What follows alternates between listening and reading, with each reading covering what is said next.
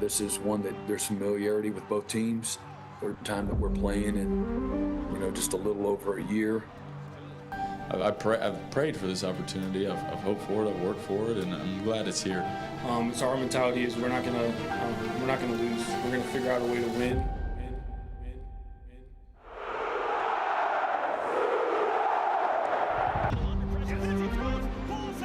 We're not done here. We're not just showing up for first round game. We got a special team. We're gonna go really far.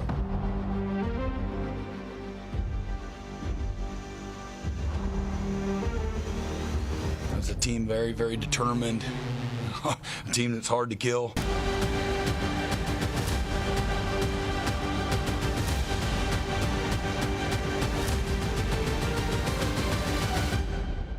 Hard to kill, hard to kill, hard to kill, hard to kill. You're watching a special edition of The End Zone, College Football Playoff Edition, sponsored by Brahms. Well, the buzz around campus has been off the charts for over a week as we get ready for the first ever college football playoff game in Norman, Oklahoma. A battle of blue bloods, the Oklahoma Sooners and the Alabama Crimson Tide meeting for the third time in the last 13 months. Live from Campus Corner in Norman, Oklahoma, this is a special edition of the End Zone along with Cameron Johnson.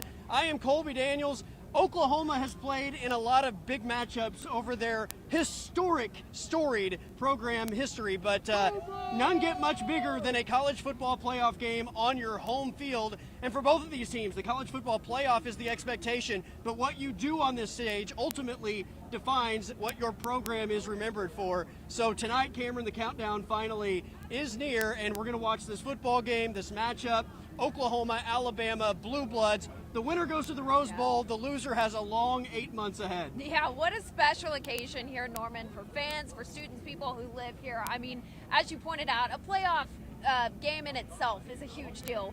But to finally bring it here in front of your fan base, no, you haven't had a lot of good luck in the playoffs before, and I think maybe fifth time's the charm in front of your own fans. This is a huge matchup, a great matchup, historic, as you mentioned.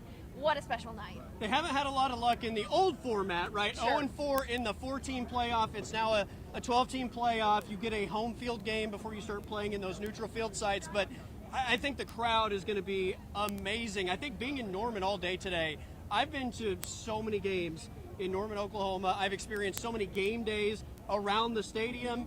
I don't know what inside the stadium is going to be like yet, but obviously I think just feeling the energy all day today, this feels like something different, I think, than we've ever experienced here. I would agree with that. And, some people, they cancel classes for crying out loud. I mean, everyone is feeding into this, everyone in the community, and even Brent Venables was saying it, they're going to need that. I mean, this is a special environment. OU hasn't played an SEC opponent under the lights since moving to the SEC yet, and to bring it home in front of home fans, that's going to be a huge advantage for the Sooners. If the fans can be disruptive, then this game could get very interesting very quickly. It's very cold. It's a little bit windy. That might be a factor. 5 years ago when you thought Oklahoma football, physicality was not something that you thought of, whereas with Alabama, that was absolutely the case, right? Now it's kind of flip-flopped. Alabama's not necessarily known as much for the physicality as they were in the Nick Saban era, while Oklahoma, I think, thrives on physicality under Brent Venables. I feel like that's going to be a major factor in tonight's game. It kind of feels like it's probably going to be one of those low-scoring slugfests where one big play maybe swings the game one way or the other. But for Oklahoma, you're looking to beat, I think, the gold standard of the sport over the last 2 decades for a third time in 13 months, which sounds pretty unthinkable. Yeah, I think this is a great opportunity for Brent Venables, too, because ever since he took over, yes, everyone knows that he is a defensive mastermind. This is his chance to prove he can also coach the team as a whole. He's proven it up to this point, I think. But to be able to finally take that next step against one of the most historic programs on your home turf, this is a statement game for Brent Venables, for the Sooners as a whole, but it's going to be a really fun opportunity. They had 2 big wins on the road against Tennessee and Alabama following the Ole Miss game. They came back home and didn't play particularly well, but won. against Missouri and LSU. So the last 2 times we've seen them play at home, it's not been the prettiest product, but they got it done. They're going to have to definitely step up the level of play in all 3 phases tonight if they're going to beat this Alabama team. But it's going to be a fun matchup. We're going to break it down over the next hour as we inch closer to kickoff. We've got a ton of guests coming up along with Cameron Johnson. I'm Colby Daniels. We'll take our first time out. We're inching closer to a college football playoff matchup featuring the Sooners and the Crimson Tide from Norman, Oklahoma.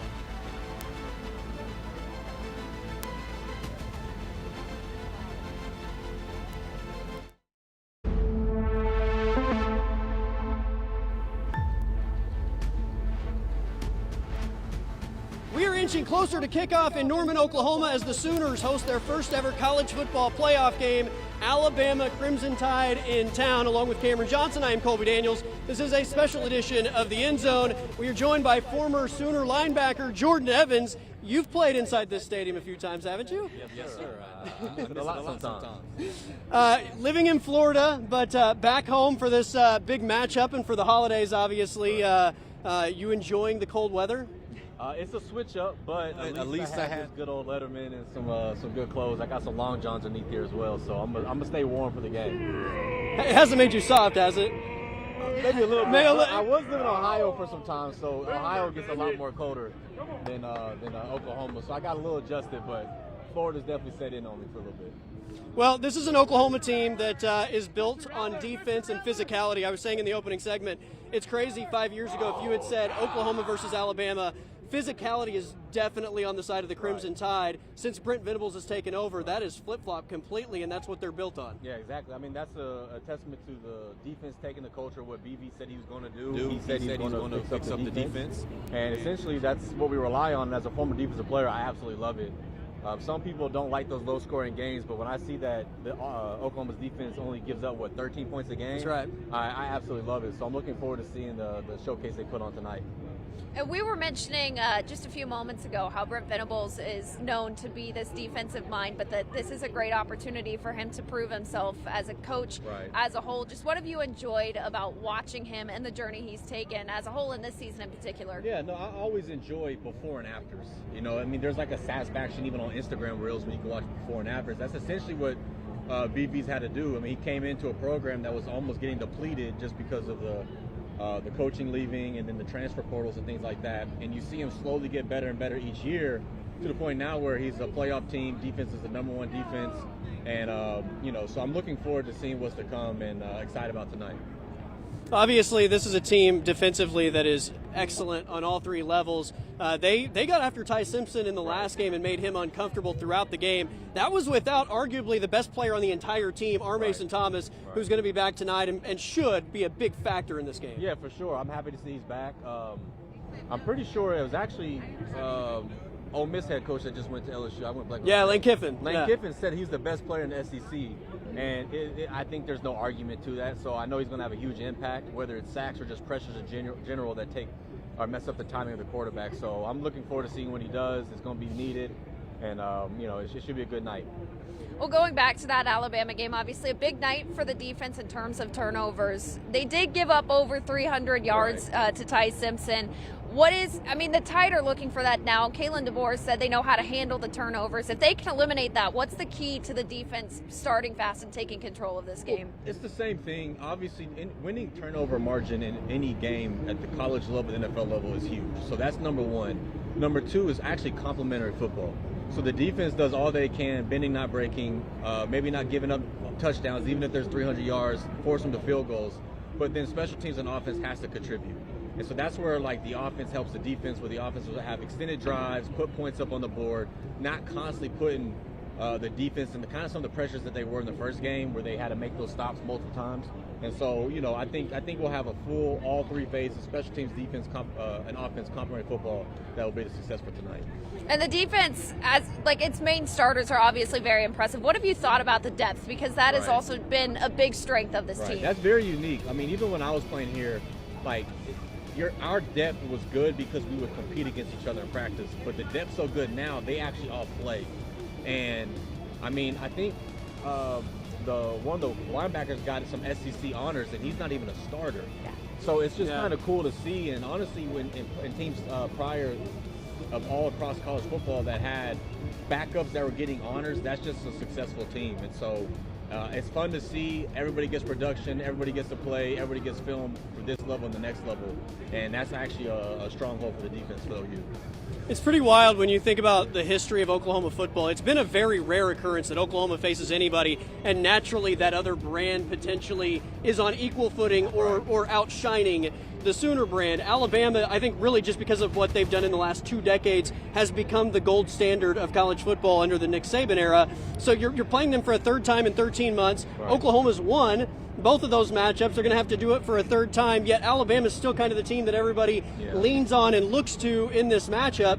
You were on the team in 2013 with Trevor Knight that beat them in the Sugar Bowl. What do you remember most about the hype around Oklahoma, Alabama? Yeah, it's 2 historical programs. Under Saban, Bryant, they've always been a historically great program. You cannot deny that. And the same with OU. The difference is when I was here, we were Big 12, they're SEC, and SEC obviously gets heightened as the best conference, and then we aren't. And so I remember walking down in New Orleans, down Bourbon Streets and all that, and hearing these Bama fans talking about this SEC or SEC ball you're all about to see. Well, I'm 4-0 as SEC schools during my playing days. There you go. So we ended up winning that game. It was a great Sugar Bowl win, and that carried through. And so, football's football, regardless of what it is. When the ball's lined up, the best team always wins. Obviously, this is a little bit different with it being a playoff game, but you've played in some big games, night games especially, against blue blood programs. What goes through your mind and the team as a whole? What's the environment like in the locker room before you take the field? Yeah, it's amped up. It's high emotions. It's a night game for one. That brings a different type of element to the game. You're prime time, so everybody's watching. And then you add a fact on who the opponent is and what the stakes are. And so you're playing Alabama in a first ever home game for the college playoffs. I can only imagine what that locker room was like. It's either going to be extra loud or hyped up, or it's going to be some solemn or some quietness because everyone's just still and ready to go to war. Something that's been interesting to watch under Brent Venables, I think it was after either the Tennessee game or the Alabama game, he mentioned that he was okay with letting his players feel the emotion of the moment, whereas some are, immediately flush this, move on. What do you think about that idea there? No, I 100% agree with it. Before and after the game, all the emotions you're feeling, you're supposed to express it because it's supposed to aid how you're going to play that game. And then afterwards, you always want to celebrate the wins, and the losses feel what you feel, so you don't want to feel it again. It's just about while you're in between the lines to control it. So, if you don't control, that's when you see those personal flags and guys doing kind of some dumb stuff. But before and after the game, 100% feel what you're feeling, use it to aid, and then go ball. I was on the field in Tuscaloosa when they won about a month ago. They're roping off the 50-yard line, the logo. Some of the players are out there taking pictures. I'm taking pictures of them taking pictures, because it's such a wild scene, and the Alabama personnel are really upset about it. You can hear them talking about it even in the postgame. Right. Oklahoma locker room next to the press conference, they're blaring "Sweet Home Alabama." I mean, it was one of those nights that you feel like, this was like a playoff-type win to go into their house, win against Alabama. Is there any sort of letdown tonight? Or on the other hand, if you're Alabama, does that generate any sort of extra oomph, if you will? Oh, I'm sure it does. Everybody tries to find some type of motivator before the game, whether it's an individual matchup, team versus team, coach versus coach, and a lot of times there's rivalries within the conference. Mm-hmm. And OU Alabama is one of those rivalries that goes back. There's probably some bad blood. They circled off because they didn't want OU to go step on or do what we were going to do. And honestly, it's the same here. They probably want to get their lick back, and it's OU's job now to defend their home turf. And there's definitely going to be some extra motivators on both ends, and that's going to aid one of the teams to win. There's like it wasn't Baker Mayfield and a flag wasn't getting planted at the 50-yard line. Jordan, before we let you run, we appreciate you joining us. You want to give any predictions? That's just Boomer Sooner. There it is. Boomer Sooner. Jordan Evans, former Sooner linebacker, joining us on this special edition of The End Zone. We'll take a timeout. Kennedy Brooks coming up next.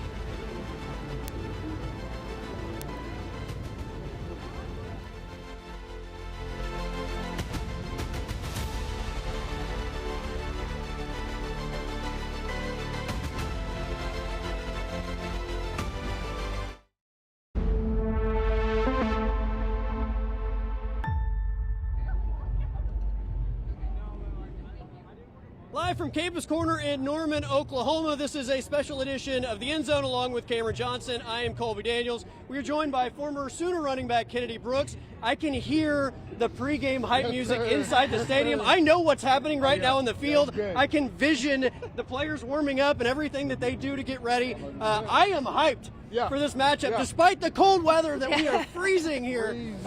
Kennedy, how are you, my man? I'm doing great. Thanks for having me again. Absolutely. It's good to see you.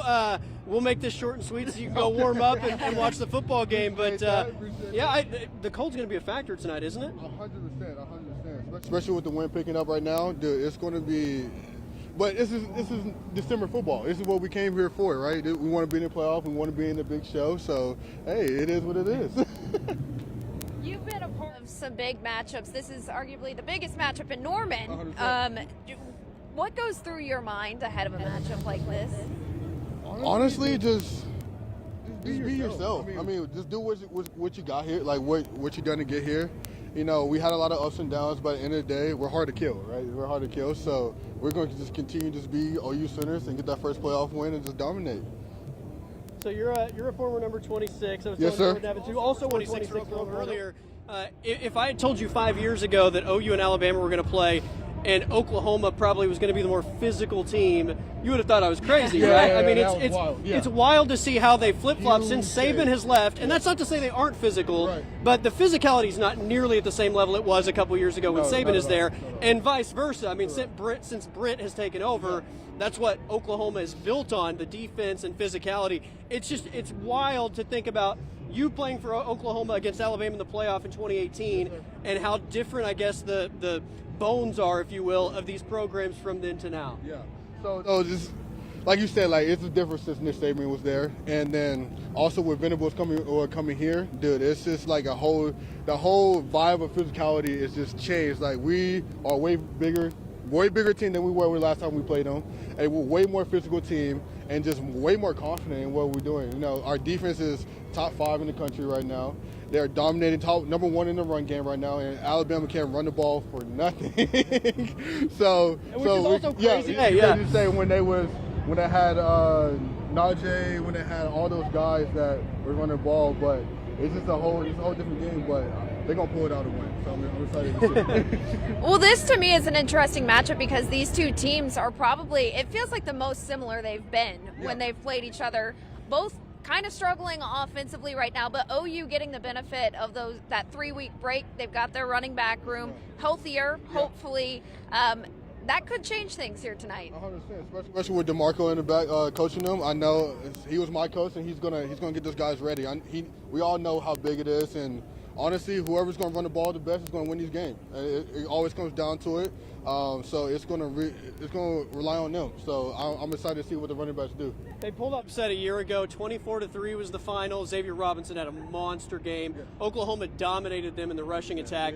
Neither team ran the ball well a month ago in Tuscaloosa. I think OU finished with 74 rushing yards. Alabama 80. I mean, it was neither team established the run. Oklahoma had the better yards per carry in that matchup. But regardless of whether Oklahoma is able to generate a ton of offense, you just have to have the faith that the defense is going to do their part to give you more than one opportunity to try and make that one big play potentially. 100%.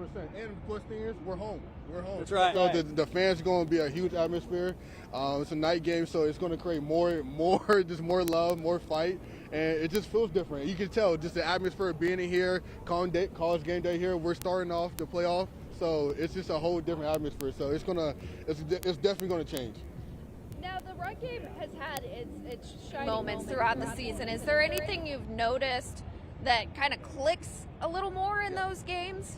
Honestly, what I've noticed when they just stop looking for the big plays and just honestly just go tough it out. Go tough it out. Be a grinder. I mean, that's what OU was built on. I mean, just all the running backs being grinders. Adrian Peterson, DeMarco, Samaje, Mixon, me, a whole bunch of people just being grinders on the team. So that's what they're going to have to do today. It's like Coach Herman doing it. Remember, Titan said it's like Novocaine. Give it time, and it will absolutely work. All right, let's wrap up with this. You played Alabama in the playoff in 2018. Unfortunately, it didn't go your way that night. Oklahoma's won 2 of these matchups. This is the 3rd one in 13 months. What do they have to do, and is there any sort of feeling about having these two blue blood brands on the field at the same time? Defense championship. So we all know Venables going to come in, throw those dogs at them, and also the running game. It's going to be a huge part of winning. We got to go out there and just dominate the run, line of scrimmage, the run game, and then just go out there and be us. That's it. There you go. That is former Sooner running back Kennedy Brooks, who is braver than me because he doesn't have a coat on, doesn't have gloves, but he's also about to go warm up, and I have to sit here for another 30 minutes. So go warm up, my man. We appreciate you, and we got to take a quick time out. We've got a history of Oklahoma and Alabama coming up, as well as former Sooner quarterback Charles Thompson next here on The End Zone.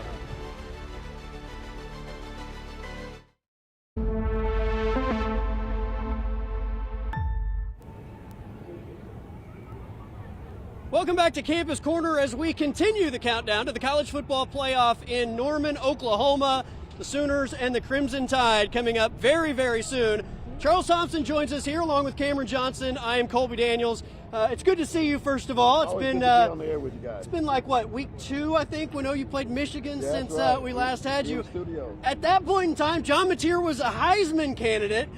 Things fell off a little bit after an injury, but, the Oklahoma offense, first half of the season looked to be high-flying, dynamic. The second half of the season, I think people were just praying for a big play or two to put them over the top. It's been kind of a wild ride for this Oklahoma offense. Well, I'll tell you, I'm an offensive guy, and I study quarterbacks, and I love the mindset that it takes to be successful at the quarterback position.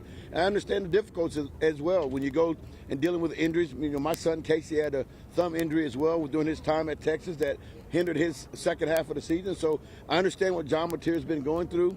I think the thing that that really points out when I talk about this team and think about this team, there was a stat that I looked and ran across. This team has given up only 15 touchdowns the entire season. 15 touchdowns. That's that's 9 less than, I think, Alabama, or maybe Georgia and LSU. And then it's the first time in 4 years that a team has given up that less in the SEC. So, that's an impressive, it's an elite style of defense. And listen, it doesn't matter at this point. It's not about a glamour look or look fancy. It's about winning by 1 point. And defenses travel, and I think certainly Brent Venables is going to have this defense ready to play tonight. Well, you mentioned it's not always pretty. Obviously, John Mateer has been struggling, the offense as a whole, and yet game after game they do just enough. What do you think that says about the team's mentality? Well, I think that it's when you look at John Mateer, obviously you think throwing the ball, but I think grit.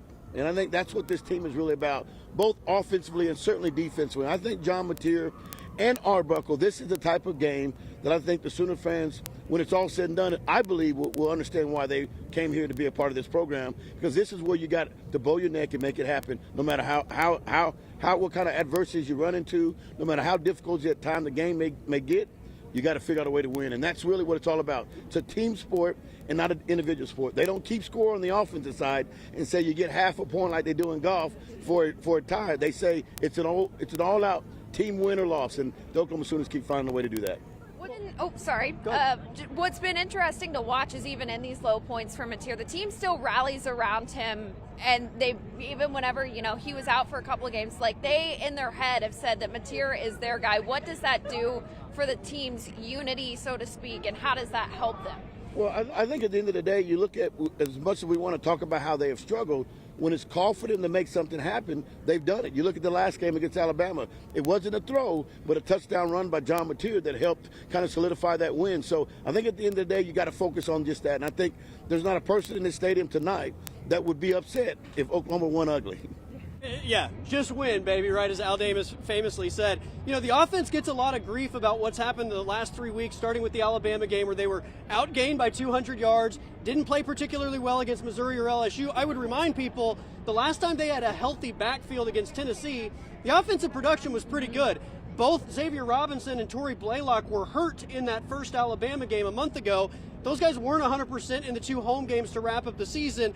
those guys should be healthy with this month off, and you have a full backfield, especially with Javonte Barnes now being back in the mix and not utilizing the red shirt to potentially transfer down the line. But I think just having the full stable of running backs also allows you to maybe do a little bit more and stick to the run game than having to throw the football and put more on John Mateer's shoulders. Well, I think the key is what you just said. I think last time they played, Alabama felt like they did everything right except for the turnovers, and I think they knew felt like they had success with throwing the ball.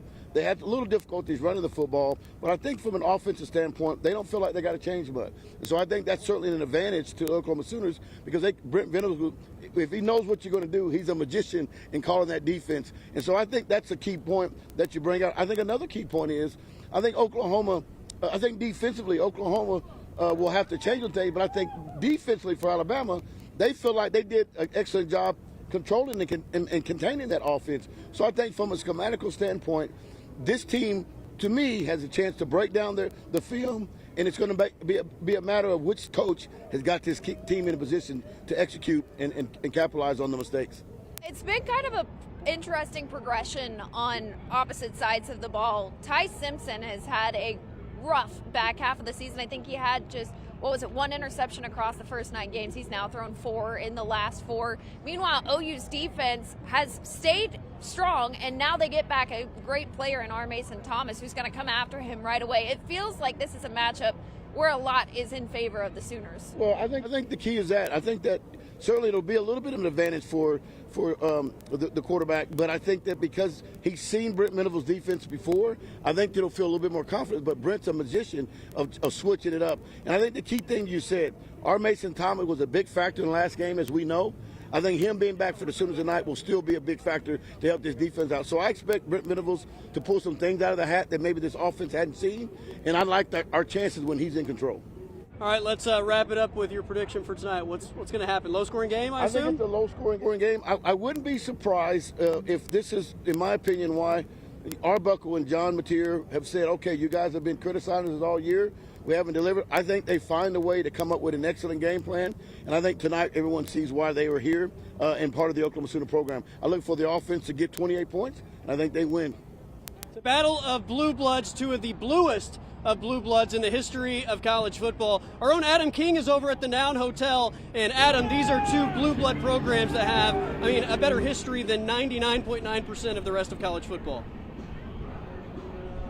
Cameron, Colby, it's unbelievable when you open up the history books here and look at these 2 programs and how little they've met each other, but how parallel their program paths have run. We're talking Heisman Trophy winners, national championships, big-name players that have made huge impacts in the NFL, and the coaching trees that just go for days and all across the nation. And now both of these teams have a chance to set in stone the next chapter in the history of this budding SEC rivalry.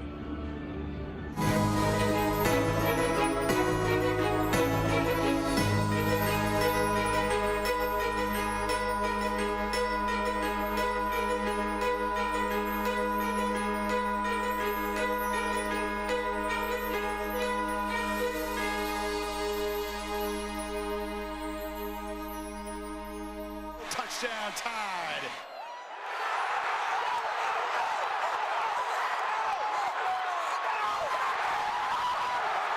A classic clash of the Titans, the unstoppable force. Cuevas is wide open, and he walks in for a touchdown untouched. Both with their own respective decades of dominance. Jabal, touchdown! What a catch, Henry Ruggs. Now both teams trying to reclaim their foothold at the pinnacle of college football. Boomer Sooner, baby! The Tide pouring it on. It seems only fitting these rivals, a new budding SEC rivalry setting the tone for the rest of the nation with their 3rd meeting in just 13 months. A great football team and program in Alabama. Coach DeBoer and his staff, again, have done a fantastic job there. While these 2 blue bloods have only collided 8 times on the field in their programs' respective histories, and the few times the teams have matched up, both have pulled out all the stops to make sure they have the chance at being on the right side of history. Maybe no moment greater than this 4th and 14 for the Sooners in 2003. Throw a pass, and it's complete at the 30-yard line for 40, 45 to the 50. Sometimes you put your baseball bats away too soon. Since then, the college football sun has shone on both of these programs. A combined 11 Heisman Trophy winners, 25 national championships, and some of the best coaches the game has ever seen. With two of the most outspoken and passionate fan bases in all of college football, ready to turn up the heat coming from the magnifying glass of a national spotlight.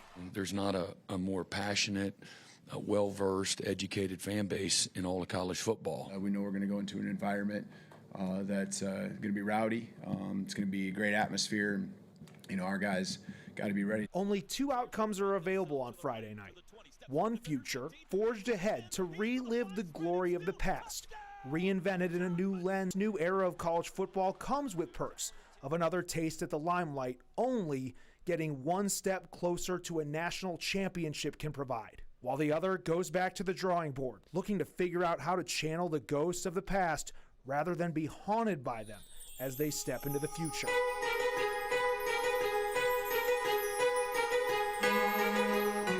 Tonight at the Palace on the Prairie, the weight of history bears down yet again on two of the winningest programs in the history of the sport, and only one can leave their latest mark on the history books. We've got two great teams going at it. These are the good old days right now, and you got a chance to do something really special.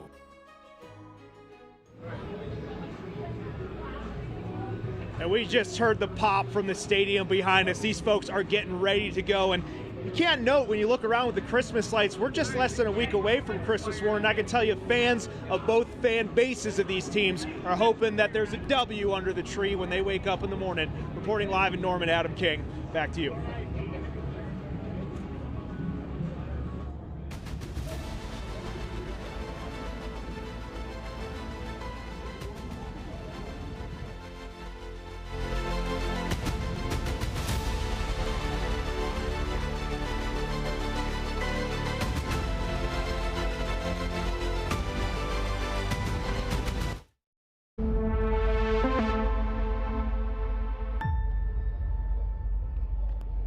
Live from Campus Corner in Norman, Oklahoma, this is a special edition of the End Zone along with Cameron Johnson. I am Colby Daniels. The countdown to kickoff is nearly complete. We are almost there. Oklahoma, Alabama. In fact, if I have my math right, the teams have already gone in from pregame warm-ups. They're going over the final preparations to come out on the field and get ready to do this thing for a third time in 13 months. Rodney Anderson joins us here as we get ready for this game. So you were on the End Zone going into Oklahoma's last game a month ago when they played LSU, and good to see you again. But feels like a lot's happened since then. I know. No, so much just in the sports world is with this team, with Alabama. All that, but we're finally here, and I couldn't be happier. I mean, the atmosphere here is great. The vibe is great. I'm excited to see some good football. What's from your perspective, what's this week been like in Norman, around the football team, around the program? Because just being here today all day long, it's been special vibes, the type of vibes you would want for a college football playoff game. I think the anticipation has just been building for Sooner Nation, the fan base. I feel like everything is kind of coming together. They've been so patient, just waiting on this BV team to like turn that corner and make it to this stage, and now we're here. That anticipation's been building all week. In the building, however, it's strangely calm. Like, I just feel like there's so much calm confidence. Those guys really have bought into that like hard to kill gladiator mentality.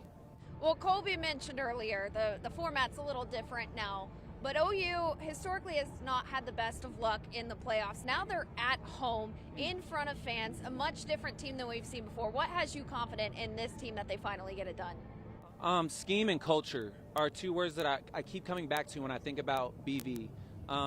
He really just has instilled such a culture into these guys. Like, they're all bought into the mission to where he doesn't even have to coach them to do certain things. You know, those Friday night lift sessions when they could be here on the corner partying, they're in the weight room, hanging out with each other in the locker room, like lifting, getting better. They're focused. And then the scheme, you put a scheme on top of guys like that are that focused and that driven and already that athletic.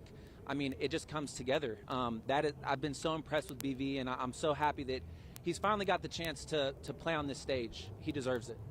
You know, we've talked throughout this show about physicality and how, 5 years ago, we talked about Alabama and Oklahoma. Alabama was all physicality, right? And Oklahoma was lacking it to a degree.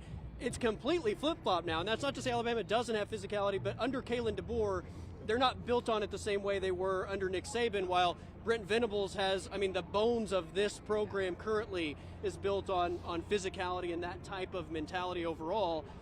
So it feels like it's such a complete opposite from where it was when it was all about what's the defense going to give us. The big question is, how many big plays can the offense give us tonight to potentially win a game? Right. Yeah, I think the words were relentless, punishing, and suffocating when you first got here. That's right. That is what the defense has turned into finally. They've been making huge strides up until this point. Now we're here with such a great product. Offensively, I was thinking about this a little bit earlier. I think we need to give Ben Arbuckle the same grace. BV didn't just show up here with a phenomenal playoff ready defense. Let's give Ben Arbuckle the same grace. He's been making small steps forward this entire season. The wheels haven't fallen off. He's had a couple of weeks of rest and to get in the meeting room. Why not tonight? Why not tonight? Why not that running attack or that running game, however you want to say it? Why not tonight? Why let's turn that corner. Well, a big opportunity for them as well. When you look at the injury report, Oklahoma's running back room has gotten hopefully healthier across these last few weeks. Meanwhile, Alabama losing some of their main defensive line players. This is going to be a great opportunity, I think, for OU to reignite that run game and hopefully get explosive plays, which might be a bit game changer tonight. Yeah, no, that's a great point. Rest can only help the running back room. It's late in the season. At this point, I'm sure every team is dealing with their fair share of bumps, bruises, scrapes, whatever. But we were lucky enough to have a couple of extra, days, weeks, however you want to say it, to recoup. I know that they're practicing smart, but still practicing fast. And as long as you stay locked in mentally, the physical part will take care of itself. I know that these guys have been grinding their entire lives to get on a stage like today. This game catapults you to a historic Rose Bowl. There's no way that a little shoulder, my knee, or my bumps and bruises and scrapes are holding you out of this game. So in the last Alabama game, both Torrey Blaylock and Xavier Robinson were hurt in that game, kind of sustained through the end of the season. I have full anticipation that the run game is going to be better tonight. If it's not, however, John Mateer has shown that when it really counts, that's when he's at his best. But through 4 quarters, is he in a place where you think they could put a tremendous load on him and he can handle it if the run game's not going? I do, and I attribute the reason I feel that is because of his mentality and because his team has bought in. I can tell that his team has bought in because when things are going bad or when he's not at his best, they don't panic and they still choose John as their guy. And so as long as that's the case, I do think he can rise to the occasion in those moments. You're right, it is when he is at his best, and so I expect to see that John Mateer tonight. Well, either way, I think you always want a guy that is going to have the mentality of never die, and that's why Oklahoma is hard to kill, regardless of what the circumstances are. Rodney, always good to see you, my man. We will see you in the stadium in a short time. Countdown to kickoff is nearly complete. We will take a timeout, wrap up the show with game picks next here on the End Zone.